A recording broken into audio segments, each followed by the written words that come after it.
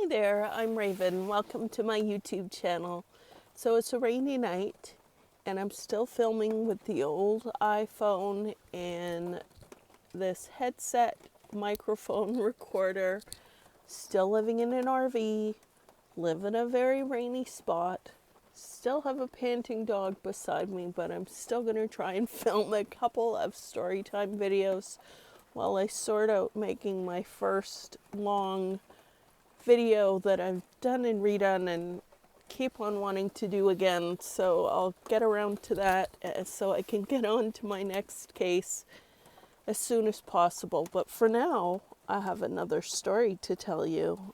I'm going to tell you about the excitement that happened when there was a murder in the same building that I lived in with my daughter when she was about 10 years old. Now, I had just moved back to the city from Vancouver Island, where we'd been living in a small town, and we did have some crazy experiences on the island, as I mentioned in another video, where someone was killed on the on the in the immediately next door apartment. Sorry to be tongue-tied, but it was really, really wild that I was sleeping in one room and directly on the other side of the wall, someone died. Very scary, very sad, very scary. It was an interesting time. But getting back to where I'd moved back to Vancouver, I did some research. I wanted to live in the very best area that I could afford. So I found an apartment in a neighborhood called Kitsilano. And I found an apartment really close to the beach. And I felt so good about moving my daughter into an area where she could go to a great school. And we had a great colorful area. The beach was nearby. It was awesome, or so I thought. And then, shortly after moving in, and my daughter had gone away, thank God, to my parents, but I got the elevator down one morning, and the lobby of the building was filled with police officers, and they weren't letting any of us leave the building or come back up to our apartments. So we were stuck in the lobby, not knowing what had gone on, and for hours they had SWAT teams going through various floors, going door to door, getting to the bottom of a story that it took me at least a day to hear. So this is what happened in what I thought was our posh new apartment in Kitsilano. So this young man who lived in the building, and this is a very large apartment building with upwards of 500 people living in it, because everyone had these tiny matching one-bedroom apartments, and there were 15 floors or 14 floors. It's one of those buildings that was built at the time where they considered it unlucky to have a 13th floor. So it has 14 floors, but in the elevator it looks like 15 floors because they just ignored the 13th floor. But anyway, lots of people lived there, and a lot because it's kind of somewhat close to UBC, and it's close to the downtown business core, and it's close to the beach. There's every kind of person that live in that building, everything from wonderful old eccentric hippies to artisans, business people, students, jocks, everyone, anyone and everyone lived in that building. So this young man, who I think had very recently moved into the building, and he was probably excited because it's a great area to live in, and he woke up one night. He lived on about the 3rd floor, and his apartment was right at the end of one of the hallways, and one of the stairways, and the stairways that went from floor to floor were concrete. And this is a building from the 60s, so it's a concrete stairs with like the metal handrail. And he woke up hearing this ka-tunk, ka-tunk, huge thunking noise of someone pulling a dolly down the stairs, and it started from above his floor. So he was on the 3rd floor, I think, and the apartment that the person came from was on the 5th floor. So you can imagine he's awoken by hearing the thud of the dolly, the moving dolly wheels on each step. So he's thinking, my God, they are moving something really, really heavy.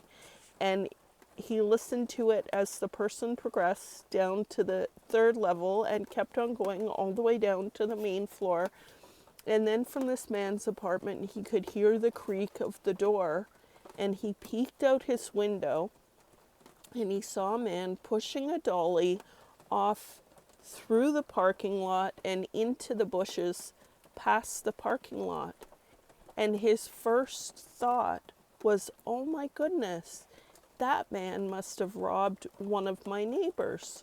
So he thought he'd stolen something huge, like an enormous TV set or something. He couldn't see what it was because the way the man was walking away from the building, he couldn't see what it was. But his first thought was, oh no, one of my neighbors has been robbed.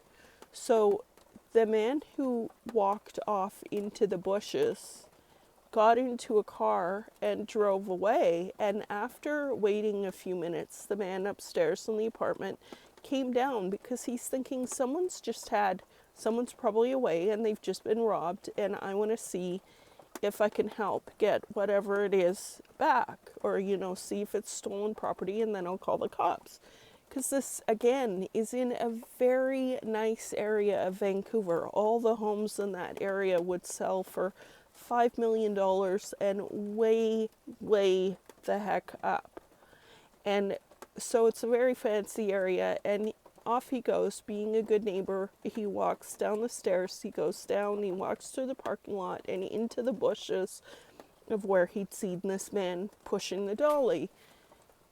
What did he see when he was in the bushes? He saw the foot of a young woman. It was a body. So he rushes back inside and calls the police. And long story short, in our apartment building, with everyone having their own tiny 1-bedroom apartment, a woman had rented a couple of the apartments, and she had built extra walls. So we all had a tiny living room, a tiny bedroom, a bathroom, and a kitchen. Although compared to living in an RV that I'm living in right now, that apartment is huge, because right now I'm in 100 square feet or thereabouts. But anyway, she had built walls turning each room into a couple of different cubicles so that women could work as prostitutes in each cubicle. And the madam who ran this whole massage thing made a killing, and hopefully the women did too. Oh, shoot, I shouldn't have said made a killing, because in this case, this young woman was hired by a guy, and he came there, and apparently, according to his interviews, she laughed at him, and he was a very violent man. So he killed her, which is tragic and sad, and I can't imagine that. It's hard for me to believe that that went on in the same building that I felt so good as a single mother to have moved my daughter into, in this posh area with, it's the kind of area that Hollywood actors live in when they're working in Vancouver, which is known as Hollywood North. So it's a very popular and nice, very heavily Lululemon area. But anyway, that's my story of how we lived in the same building, and I was physically there on the day that a murder happened in our building. So that's my story time for tonight. Thanks so much. I hope the noise wasn't too much with the rain on the roof, but a metal roof, it's hard to cancel out the noise. Anyway, as I keep on saying, the equipment and my technique and everything will keep on improving. Thanks so much and have a great night. Bye for now. Oh, and subscribe. Subscribe and like and comment. If you are enjoying my content, please join my little family here on YouTube. Thanks so much.